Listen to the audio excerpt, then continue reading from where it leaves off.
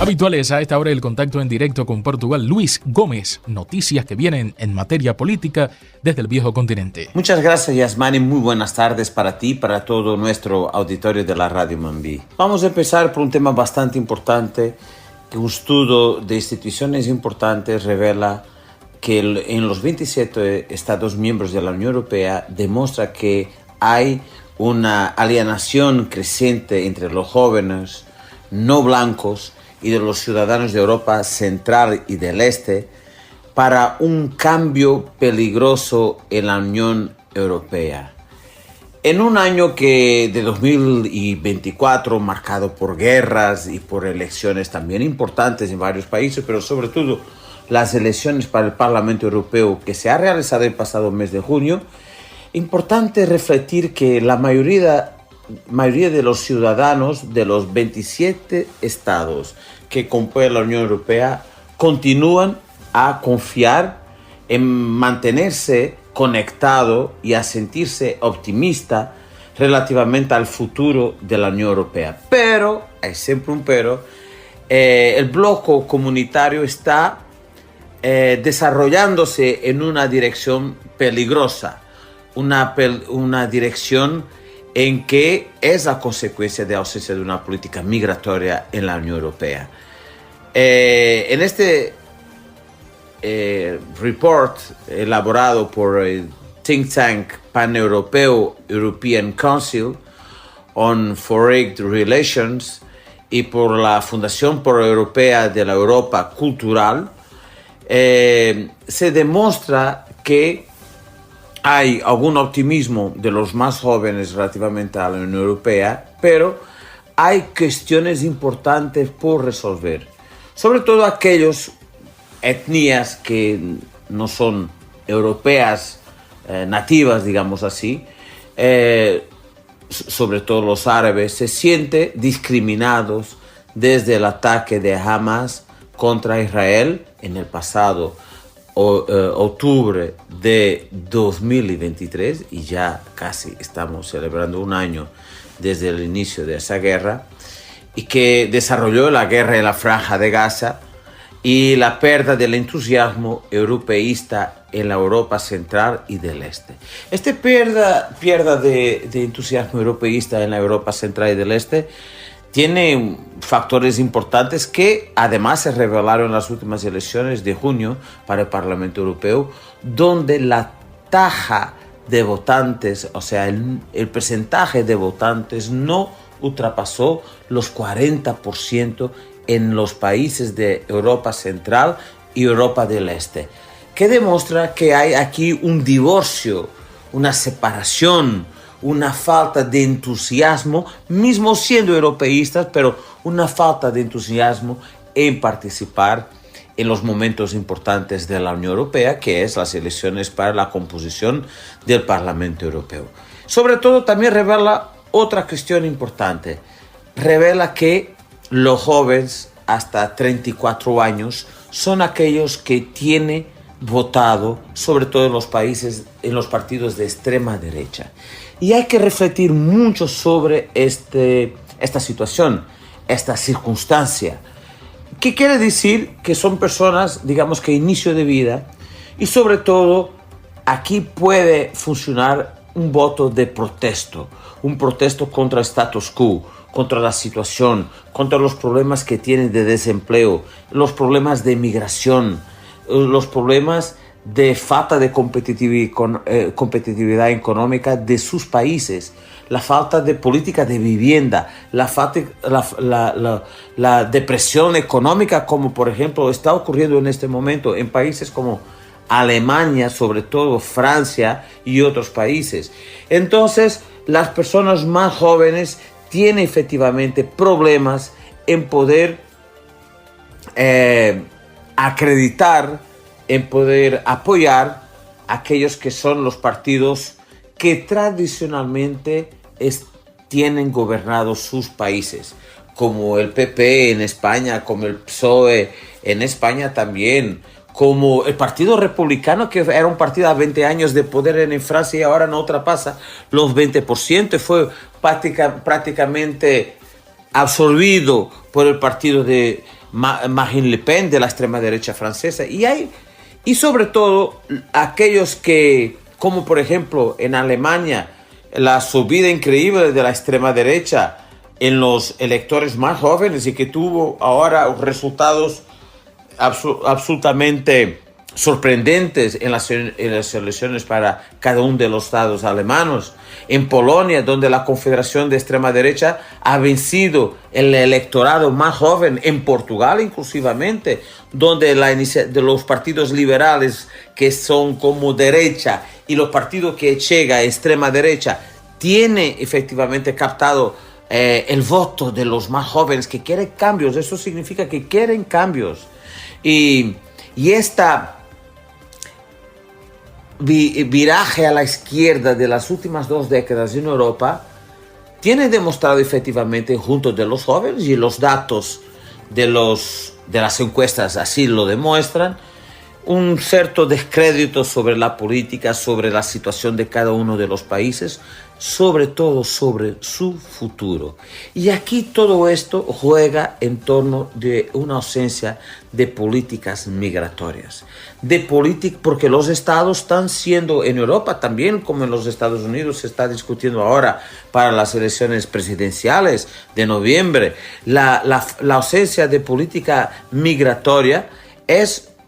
de una política migratoria es sin duda un problema para cada uno de esos países, un problema económico, porque los estados están siendo obligados en la Unión Europea, por ejemplo, combater la inmigración ilegal que viene del Mediterráneo, de los países árabes, en balsas que atraviesan el Mediterráneo, que direccionan a España, a Francia, sobre todo a Italia y a Grecia,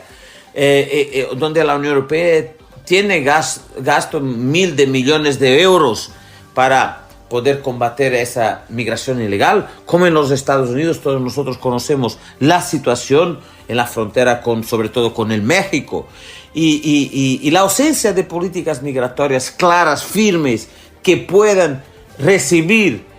personas calificadas y no personas sin criterio, tiene consecuencias a medio plazo, y tiene una consecuencia clara de la subida de los partidos de la extrema derecha. Son los únicos que tienen hablado contra a la ausencia de políticas a este nivel,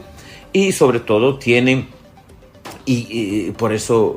contestado a aquellos que son los problemas de la población más joven. Por lo tanto,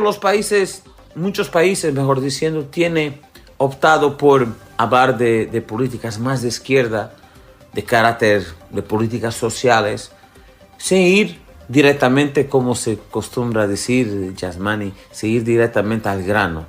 a la esencia de los cambios que las personas quieren, que es una política efectiva que valore los recursos de cada país, pero naturalmente también pueda valorar quien quiere entrar en nuestros países, pero con determinadas calificaciones que pueda añadir y que pueda ser una plusvalía para la vida económica y social de cada uno de esos países. Vamos a celebrar en el próximo 7 de octubre, precisamente una semana, en el próximo sábado, un año de este conflicto bélico que en Medio Oriente entre Israel y Hamas, y ahora con Hezbollah. La diferencia es que el Hamas está ubicado en la franja de Gaza y Hezbollah está ubicado más en la zona norte de Israel, en el sur del Líbano. Entonces Israel está en un enclave entre el Hamas y Hezbollah. La guerra estaba sobre todo en la franja de Gaza porque realmente el ataque terrorista que mató decenas de personas hace prácticamente un año estaba en la zona sur de Israel, muy cerca de la franja de Gaza. Y realmente que Israel empezó esta guerra contra el grupo Hamas de la franja de Gaza y prácticamente tiene venido a destruir todo ese territorio. Ahora la guerra influyó un poquito más en la zona norte, junto a Siria, junto al Líbano, donde está ubicado otro grupo paramilitar que tiene un ejército con decenas de miles de hombres, que es el Hezbollah. la guerra de los pagers, donde fueran supuestamente plantados como un sistema de virus en que explotó y mató un conjunto de personas ligadas a esos terroristas, un ataque inédito. Parece que se instaló un malware, que es como un virus, digamos así, un software, un pequeño software dentro de cada uno de esos dispositivos que reventó y mató personas. Y en realidad, efectivamente, esta es una guerra que tiene escalado en los últimos años, en los últimos meses, perdón. Es un problema ya mundial. Sabemos que hay países, sobre todo como Irán, sobre todo, capaz que un poco China, capaz que un poco Rusia, que está por detrás de estos grupos terroristas que están atacando Israel. Pero también la comunidad internacional, sobre todo la Organización de Naciones Unidas, los países importantes de Europa como España, sobre todo como el Reino Unido, como Francia, tiene intentado pacificar este conflicto, y sobre todo los Estados Unidos, que tiene hecho un esfuerzo, digamos que importante en ese sentido. La verdad es que efectivamente esta escalada, en vez de disminuir, se está sinceramente descontrolando. Y está un conflicto casi de todos contra todos, en que donde Israel se va junto al norte a combatir Hezbollah y va al sur a combatir el Hamas. Hubo naturalmente la muerte del dirigente de la organización palestiniana en pleno Teherán, en la capital iraní, promovida por los servicios secretos de Israel, que fue naturalmente un acto hostil ya de Israel directo contra Irán, capaz para contestar efectivamente los misiles que llovieran en una noche en Israel provenientes justamente de Irán. Lo que importante aquí, efectivamente importa retener, es que hay una guerra importante y cada vez más se está alastrando a toda una área territorial cada vez mayor. Todos sabemos que efectivamente Irán ejerce una influencia considerable sobre los grupos armados, terroristas, paramilitares en todo el Medio Oriente, con diferentes niveles de control sobre cada uno de ellos. En abril, como he dicho, tanto Irán como Israel llevaron a cabo ataques directos contra los territorios del otro. Importante subrayar aquí el siguiente: este conflicto yo creo que va a estar totalmente descontrolado hasta las elecciones en Estados Unidos. Estoy seguro que sí, como de Ucrania también, van a estar descontrolados hasta noviembre. Vamos a ver qué es que el mundo y qué el futuro nos va a brindar en los próximos meses. Yasmani, mucho gusto estar contigo, un enorme placer estar con nuestros oyentes de la Radio Mambí. Les deseo a todos un excelente fin de semana. Y era nuestro experto Luis Gómez, como siempre, con su aparición aquí en nuestro resumen cada semana.